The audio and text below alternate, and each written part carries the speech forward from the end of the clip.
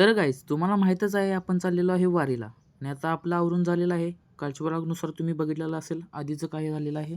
आता आपण पुढे चाललेलो आहे आणि हे आपण झोपेतून उठून आल्यासारखं दिसत आहे. आता आलो आहे कॉलेजवर. कोणीही नाही आहे, आपणही लवकर आलेलो आहे. काही उपयोग झालेला नाही आपण लवकर उठून. मग काय तिथनं पुढे गेलो मित्राच्या हॉस्टेलवर. ह्यानं नक्कं काढायला नव्हती. नक्कं तिथं वारीला काढायला लागतात कारण आपल्याला चरणसेवा करायची आहे. त्यांना नक्कं लागून चालणार नाही. त्यामुळे हा नक्कं काढायला आत्ता आला आहे. सकाळी उठून याला आठवलं आहे. आणि ह्यो त्यातलाच दुसरा मेंबर आहे बघा. हे ज्या करंगळीचं नख बघा, हे जर नख लागलं ना टॅड पाय चिरून जाईल. असला विषय करायला ती पोरं. हे काय डॉक्टर फ्युचर आहेत का फ्युचर डॉक्टर आहेत हे काय आपल्याला कळना झाले. आत्ता हे जर वाढवलेलं नख मी कापणार आहे. बघू शकता तुम्ही पुढच्या व्हिडिओमध्ये हे जर कापून टाकतो. एक पहिला मेंबर आणि दुसरा असले member. घालून आले बघा अभी मैं गाली नहीं दे सकता। नहीं गाली नहीं देना। अब फैमिली फैमिली देखती है।